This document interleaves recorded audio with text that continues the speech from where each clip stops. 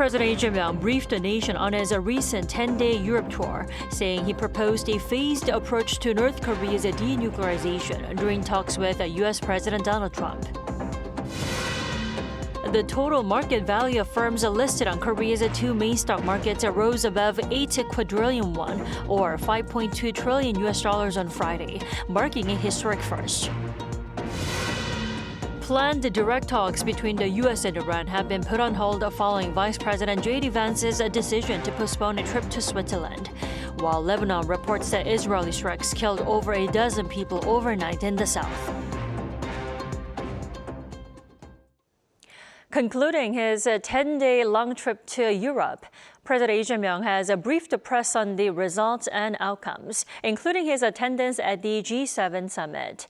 He said he suggested a phased approach for denuclearization of the Korean Peninsula when he met his U.S. counterpart Donald Trump. Our Blue House correspondent Yoon Jung-min has the details. The South Korean president said he had candid talks with U.S. President Donald Trump on North Korea during brief encounters and a dinner meeting at the G7 summit in France. 한반도 평화가 동북아시아는 물론 세계 평화와 안정에도 중요한 의미를 갖는다는 데 공감하고 앞으로도 관련 사안에 대한 긴밀한 소통 또 건설적인 기여를 함께 모색해 나가기로 했습니다. Addressing the media on Friday, President Lee Jae-myung said his American counterpart felt sorry that actions have not been taken before North Korea actually possessed nuclear weapons. Lee said he stressed the need for a step-by-step approach, adding that sanctions no longer work. As he noted, the regime continues developing nuclear material and ICBM capability. 다른 나라를 대하는 방식으로 북핵 문제를 접근하면 안 된다. 라는 점을 분명히 말씀드렸습니다. 그 점에 대해서 본인도 동의하셨고요. The South Korean commander-in-chief called for a halt in the regime producing nuclear material as a short-term goal and urged to seek denuclearization as a long-term goal. He once again asked Trump to play a role as a peacemaker and him as a pacemaker, acknowledging that the South has a limited role as the North continues to give the cold shoulder due to the legacy of the previous conservative administration.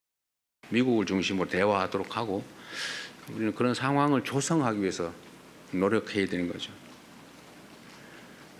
앞으로도 계속 노력은 하겠습니다.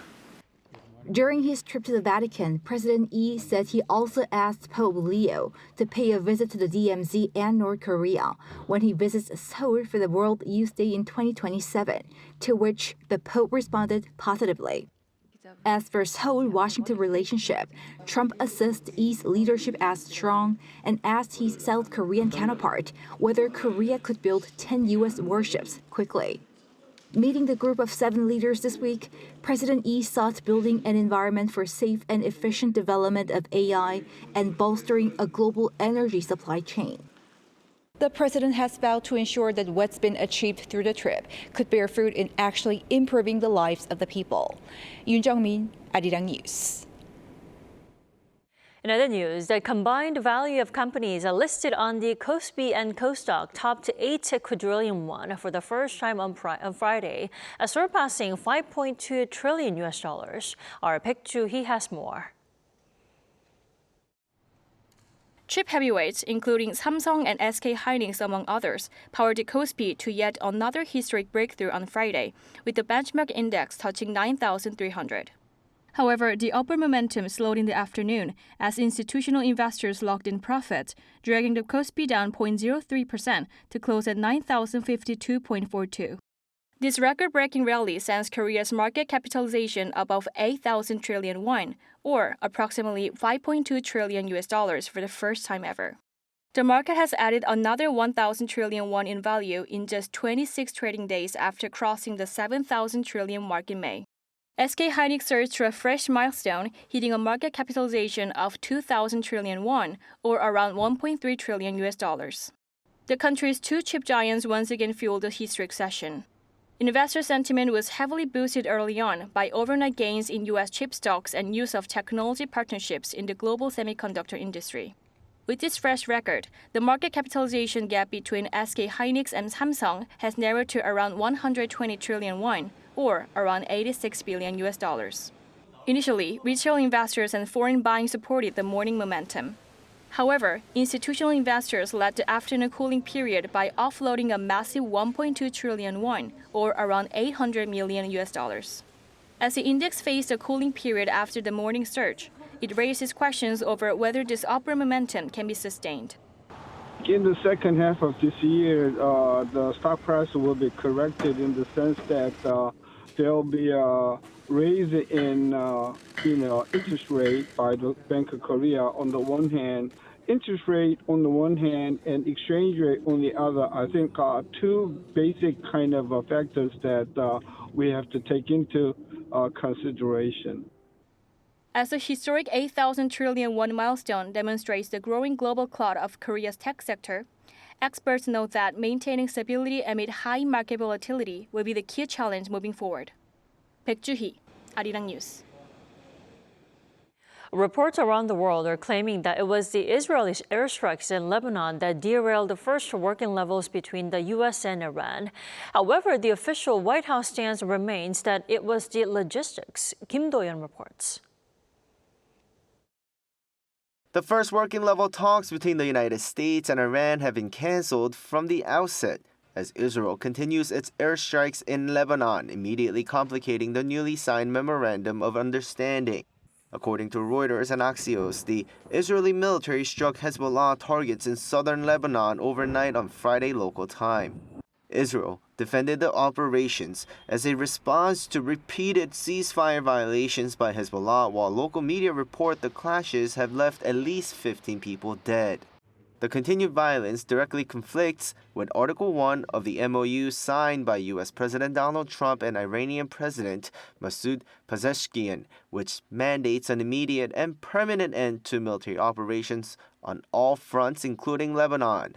Consequently, the talks scheduled for Friday in Switzerland to discuss Iran's nuclear program and sanctions relief have been derailed. The Swiss Foreign Ministry confirmed the meeting in Birkenstock will not take place.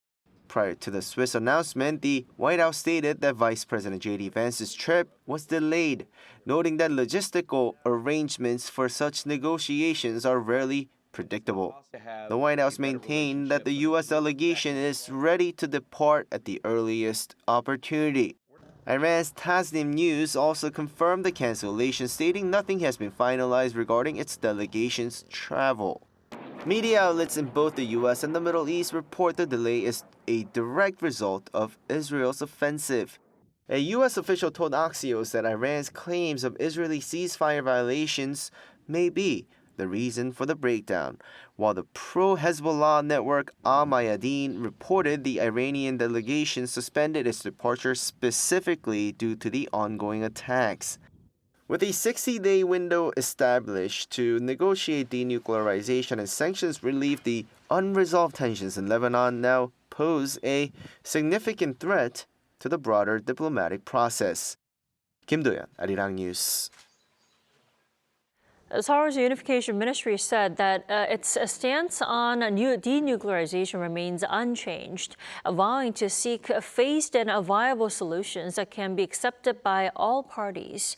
Now, the remarks were made by the vice spokesperson during a press briefing on Friday, a day after North Korean leader's powerful sister Kim Yo-jong lashed out at the G7 statement that reaffirmed the G7's commitment to complete denuclearization. While saying the regime's status as a nuclear-armed state is a core national interest, Kim had added that denuclearization was an irreversible red line that would never be crossed. In response to the ballot paper shortage during the June local elections, President Lee Jae-myung has called for a sweeping overhaul of the National Election Commission, including a constitutional amendment if necessary. Speaking at a weekly meeting with its aides on Friday, he ordered a thorough investigation into the incident and called for swift legislative changes to fundamentally reform the election watchdog. As the National Election Commission is an independent constitutional body, it is not subject to inspection of duties by the Board of Audit and Inspection.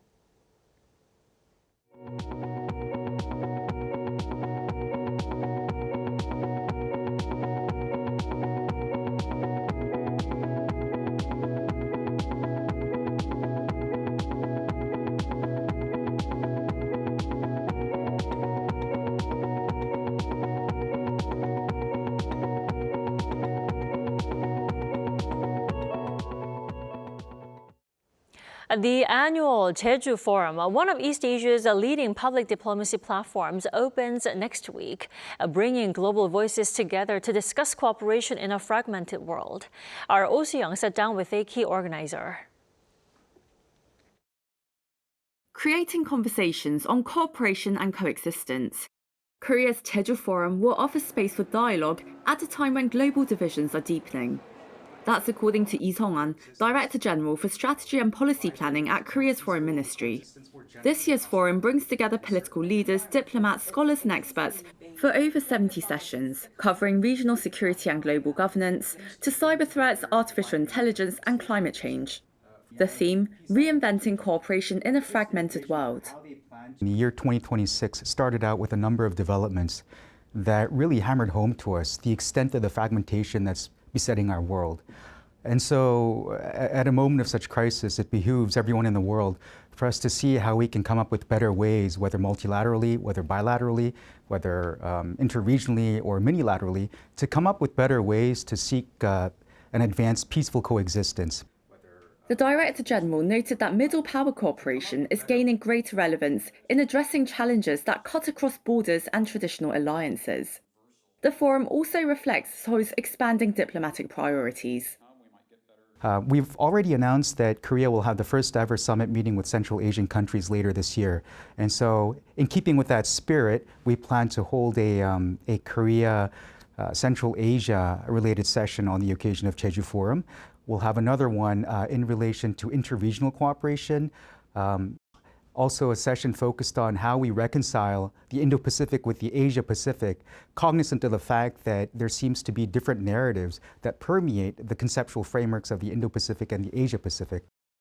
One headline session will bring together 5 candidates running for the next Secretary General of the United Nations. They will be gathering quite symbolically in the Peace Island of Jeju, to really pitch their vision for how they plan to lead the most important multilateral organization in the world in this era of turbulence and in an era where multilateralism is increasingly under strain. The forum is also tapping into Seoul's diplomatic community. We actually seek to fully leverage and tap into the tremendous intellectual firepower of the diplomatic corps here in Korea. Countries around the world are represented here in Seoul by very able and competent diplomats, so we're very grateful that they're able to contribute their own intellectual prowess to the Jeju Forum and enrich the forum in that process.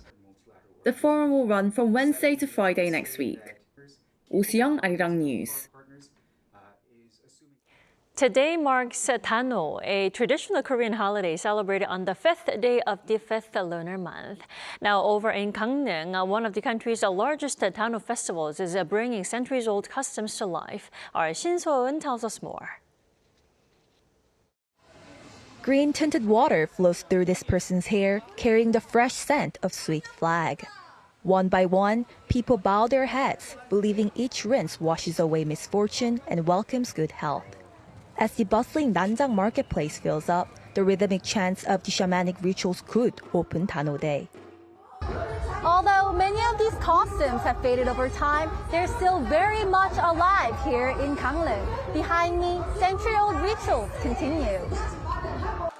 Embracing this year's theme of leaving worries behind, visitors gain renewed strength from the first-hand enjoyment of traditional games. Cheers erupt from the Sirim wrestling ring as wrestlers grapple for victory, while giant swing sends hanbok-clad riders soaring into the summer sky. Among 72 programs, the festival's community spirit is perhaps best reflected in its surichi rice cakes.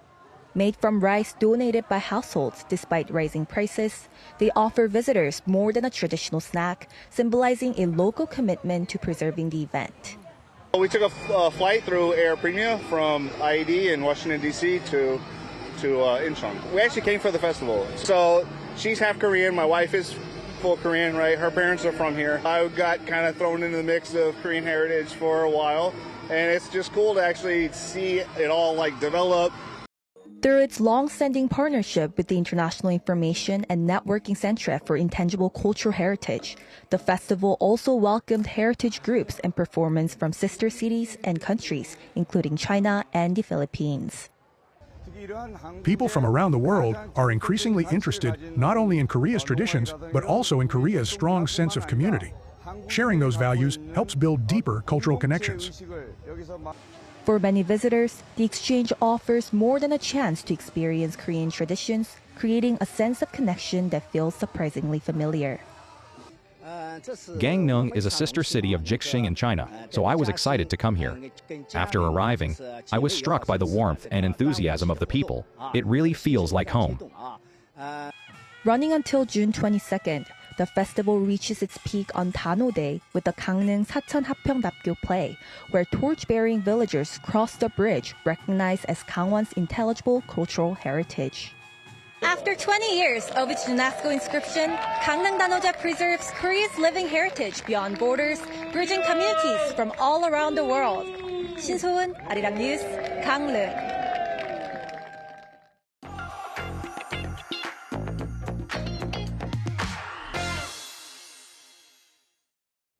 With a month to go before the 48th session of the UNESCO World Heritage Committee hosted by Korea this year, attention is increasingly turning to UNESCO's latest inscription recommendations. For more, we turn to our correspondent Jo Young-eun tonight. Welcome back, Young-eun. Thank you for having me, Tammy. So, Young-eun, 4 of Korea's tidal flats, Kepbar in Korean, have received a recommendation for inscription on UNESCO's World Heritage List. And you recently visited one of the Kepbars. Tell us more. Right, Tammy. 4 additional tidal flats are expected to be added to the country's UNESCO World Heritage List. The Phase 2 nomination seeks to expand the existing list with tidal flats in Seosan, Chungcheongnam-do Province, Goheung, Muan, and Yeosu in Jeollanam-do Province. The 4 sites are considered ecologically important additions to the existing World Heritage Site. Earlier this week, I visited Seosan to take a closer look at what this proposed expansion means and why it matters. When the tide pulls back, vast tidal flats emerge, formed by sediment carried and deposited by tidal currents. This is Garurin Bay in Seosan, located on the western coast of Korea. It is the nation's largest marine protected area and is one of Korea's Kepbar, or tidal flats. Several of those tidal flats have been recognized by UNESCO World Heritage, and now Garurin Bay is also looking for UNESCO recognition. This is Seosan's Kepbar, and it is our responsibility to protect it. We are very pleased about the UNESCO nomination and believe it is one way to pass on a clean and healthy marine environment to future generations. Local residents and fishermen are very supportive of the effort. Local residents say preserving the tidal flats is about more than protecting nature. It is also about preserving a way of life that has sustained generations. These tidal flats helped us raise our children and make a living. We catch octopus here and sell it. This place is truly a treasure. Even if there's nothing to eat at night, you can come here in the morning and earn enough for dinner. When UNESCO inscribed 4 of Korea's tidal flats in 2021, it also pointed to an important task ahead, proving the ecological connectivity and integrity of the tidal flat ecosystem. Migratory waterbirds depend on multiple tidal flats throughout their journey. If the second phase inscription is approved, Korea's tidal flats will be recognized not as isolated sites, but as a single, integrated ecological network with outstanding universal value. The final decision is expected to take place at the 48th session of the UNESCO World Heritage Committee, scheduled to take place in Busan next month. The outcome will mark an important step towards safeguarding Korea's one of the most valuable natural treasures. If approved, the expansion would recognize the ecological connectivity of Korea's tidal flat network, bringing greater international attention to the vital role these habitats play in sustaining global biodiversity. So, Young-eun, this is an entirely new inscription, rather an effort to expand an already existing inscription. Then what does that mean in practical terms, and what significance would that bring in expanding list? Right, Dami. The tidal flats were first inscribed in 2021 in recognition of their outstanding ecological value. The original inscription included 4 sites, Seocheon, Gochang, Sinan, and Bosong Suncheon, which were added to UNESCO's World Heritage List at the 44th session of the World Heritage Committee. The sites were recognized as habitats for more than 2,000 species, including endangered migratory waterbirds that travel along the East Asian Australasian flyway. The nomination also proposes expanding buffer zones around the 4 existing World Heritage sites to better protect key migratory bird habitats. With the addition of Yeosu and Goheung, the ecological integrity of the southern coastal system can be strengthened. Adding one would place the entire bay, which spans both Sinan and Muan, under a unified conservation framework. Most importantly, the inclusion of Sosan extends the property northward, completing the ecological connectivity of Korea's tidal flats along the west coast. Now, Young-eun, the final decision will be made in the southern port city of Busan next month. The question is, how likely is it that the nomination will be approved? Given the recommendation from UNESCO's advisory body, expectations are high that the expanded inscription could be approved when the committee convenes in Busan next month. The International Union for Conservation of Nature found that the proposed expansion satisfied the requirements for integrity, protection, and management. The Korea Heritage Service and the Ministry of Oceans and Fisheries say they will continue working closely with local communities and the Korean Tidal Flats World Heritage Promotion Team to strengthen conservation efforts. Thank you for the coverage, Young-eun. Do keep us posted on UNESCO's decision next month. Certainly. Thank you.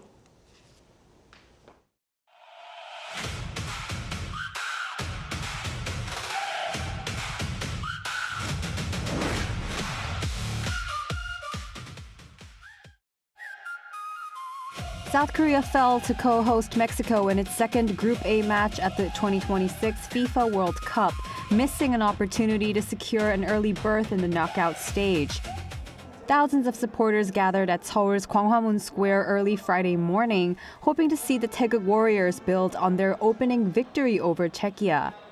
Fans arrived wearing red jerseys, waving national flags, and chanting in support of the national team as kickoff approached. The match remained scoreless through the first half, with supporters reacting loudly to every attack and near chance. But 5 minutes into the second half, Mexico's Luis Romo scored, capitalizing on goalkeeper Kim Seung-gyu colliding with defender Lee Gi-hyuk. Despite falling behind, Korea continued to push for an equalizer and nearly found one late in the match. However, the game ended 1-0. Supporters at Gwanghwamun Square were left disappointed by the result, but many praised the team's overall performance. To be honest, I thought we wouldn't be a match for Mexico today, but the players did so well. I think we just had some bad luck and conceded that one goal. South Korea played well today. I actually took a day off from work to come out and cheer today. While it's sad, I hope we secure a victory in the next match. I felt like we could have won this, so it's a bit disappointing to lose like this. It's especially disappointing that Cho Gi-sung's header didn't go in. We have one match left in the group stage, so I hope we win it to advance to the round of 32. Despite the setback, the path to the knockouts remains open. Thanks to a 1-1 draw between South Africa and Czechia earlier in the day, Korea stays second in Group A with 3 points, meaning a win or a draw in their final match will guarantee a spot in the final round. Although Friday's match result was not what supporters had hoped for, there's still a chance for Korea to go through. The Taeguk Warriors face a crucial final group stage test against South Africa next week. 정혜림, Arirang News.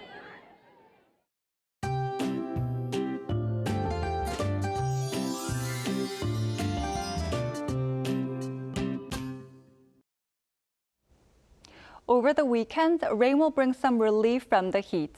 Seoul's daytime highs will reach just 25 degrees Celsius tomorrow, about 8 degrees lower than today. However, high humidity from the rain will make it feel a bit warmer.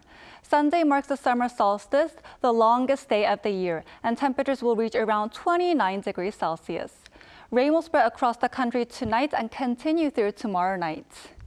Seoul could receive up to 80 millimeters, while parts of Jeollanam-do province and the southern coast may see more than 100 to 120 millimeters, while the mountainous areas of Jeju Island could see more than 250 millimeters of rain. Tomorrow, Seoul will start the day at around 22 degrees Celsius, Chuncheon at 20 degrees, Daegu at 21 degrees. Then by the afternoon, Seoul will get up to 25 degrees, Daegu at 29 degrees, Busan at 25 degrees.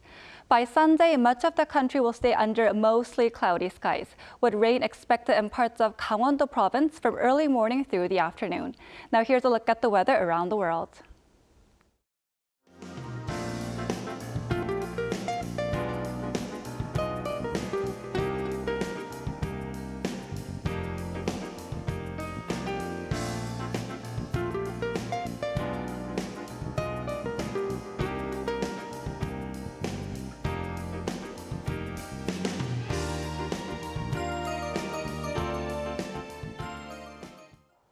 That is all we have for tonight. I'm Kim Dami. From all of us here at Arirang, thanks for watching and good night.